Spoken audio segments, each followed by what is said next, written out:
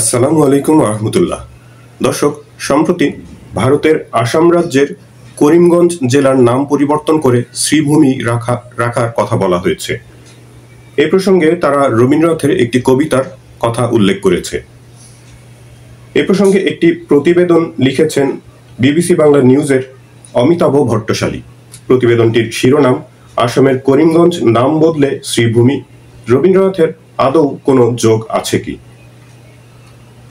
ভারতের উত্তর পূর্বাঞ্চলীয় রাজ্য আসামের সরকার সিদ্ধান্ত নিয়েছে বাংলাদেশ লাগোয়া করিমগঞ্জ জেলাটির নাম বদল করে শ্রীভূমি রাখা হবে। মঙ্গলবার আসামের রাজধানী দিসপুরে মন্ত্রিসভার বৈঠকে এই সিদ্ধান্ত গৃহীত হয়েছে। মুখ্যমন্ত্রী হিমন্ত বিশ্ব শর্মা নাম বদলের এই ঘোষণা করেছেন। তারপরেই করিমগঞ্জ জেলায় বিজেপি ও সেটির সহযোগী সংগঠনগুলির কর্মী সমর্থকদের উল্লাস শুরু হয়ে যায়। দলীয় দপ্তরে তারা বাজিও ফাটান।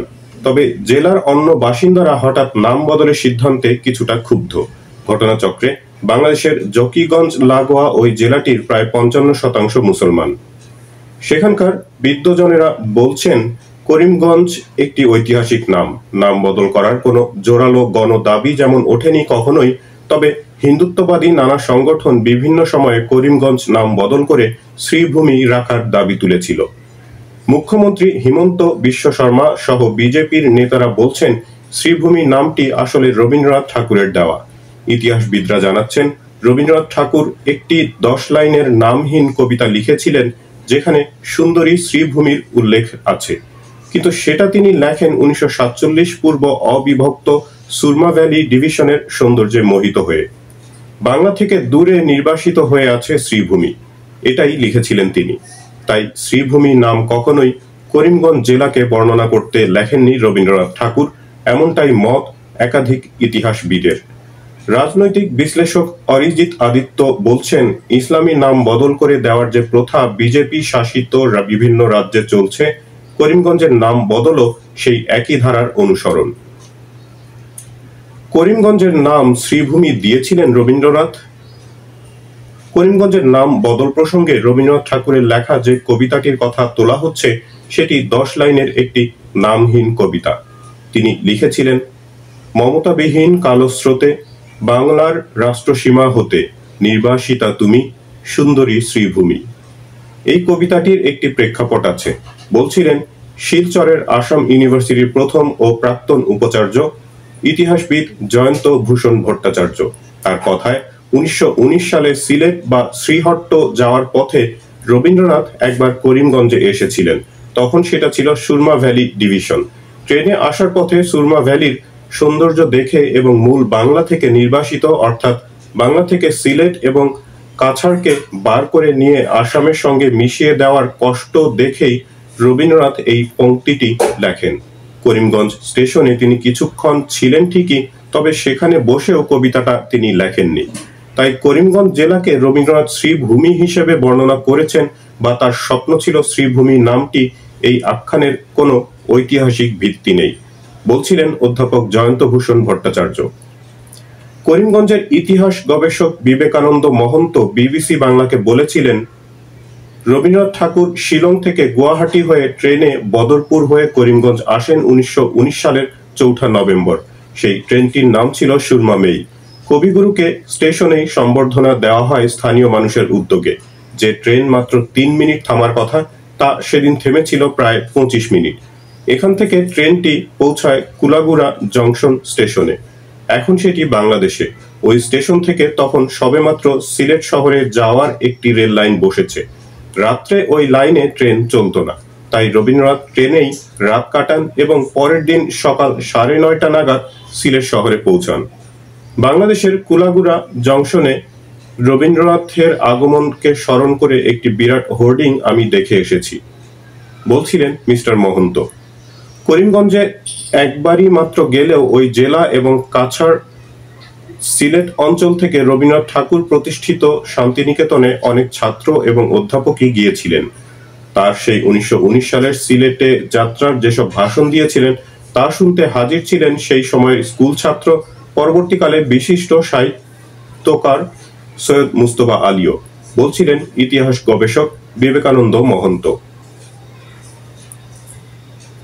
করিমগঞ্জ জেলা হিসেবে স্বীকৃতি পায় 1983 সালে।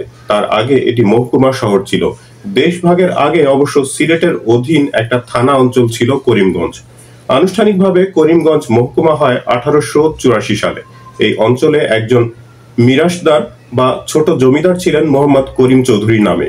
তার নাম থেকেই এলাকার নাম করিমগঞ্জ হয়েছে।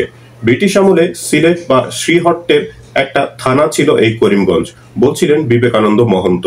তার কথায় আনুষ্ঠানিকভাবে করিমগঞ্জ থানার নাম এর কয়েক বছর আগে 1874 সালে এসেছিল। ব্রিটিশ সরকার বাংলা প্রদেশ থেকে সিলেট আর অন্য প্রান্তে কোচবিহার থেকে গোয়ালপাড়কে সরিয়ে এনে আসাম প্রদেশের সঙ্গে জুড়ে দেয়। বঙ্গভঙ্গ আন্দোলন যখন হয় সেই 1905 সালে, তখন দাবি উঠেছিল যে সিলেটকে বাংলার সঙ্গে আবারও যুক্ত করে দেওয়ার। বঙ্গভঙ্গ প্রস্তাব রোধ হয়ে গেলেও সিলেট কিন্তু আসামেই থেকে গেল। ভারতের স্বাধীনতার আগে সিলেট পাকিস্তানে যাবে নাকি ভারতে তা নির্ধারণ করতে গণভোট নেওয়া হয়েছিল।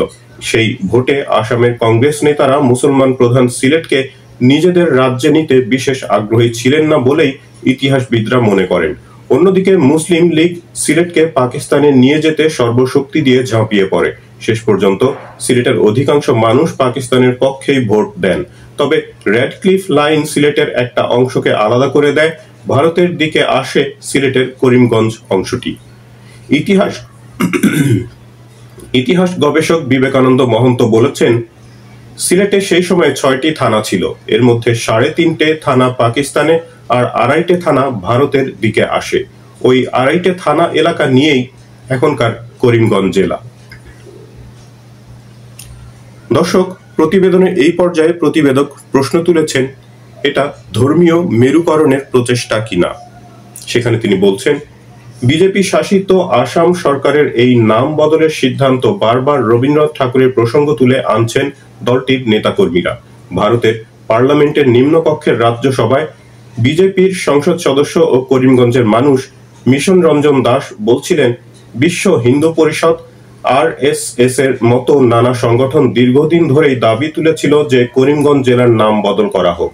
রবীন্দ্রনাথ যে নামে বর্ণনা করেছেন সেই শ্রীভূমি রাখার দাবিও বারে বারে উঠেছে। আমাদের দলের এটা 3য় সরকার চলছে আসামে, তবুও এত দেরি হলো সেই দাবি আদায়ে। তবে করিমগঞ্জের মানুষ অত্যন্ত খুশি এই সিদ্ধান্তে। রাজনৈতিক বিশ্লেষক ও শিলচর ভিত্তিক দৈনিক বার্তালিপির সম্পাদক অরিজিৎ আদিত্য অবশ্য বলছিলেন যে করিমগঞ্জের মানুষের পক্ষ থেকে কখনোই জেলার নাম বদল করার জোরালো দাবি ওঠেনি। তার কথায় এটা কখনোই ওই জেলার মানুষের গণদাবি ছিল না। রবীন্দ্রনাথ ঠাকুরের করিমগঞ্জ আগমনের 100 বর্ষ উপলক্ষে 2019 সালে সেখানে একটা অনুষ্ঠান হয়েছিল। সেখানে হোজাইয়ের প্রাক্তন বিজেপি বিধায়ক শিলাদিত্য দেব করিমগঞ্জ নাম বদলিয়ে শ্রীভূমি রাখার প্রস্তাব তুলেছিলেন। এখন রবীন্দ্রনাথের দেওয়া নাম বলে চালানোর চেষ্টা করা হচ্ছে ঠিকই, কিন্তু আসলে এটা বিজেপির একটা ধর্মীয় মেরুকরণের প্রচেষ্টা ছাড়া কিছুই নয়।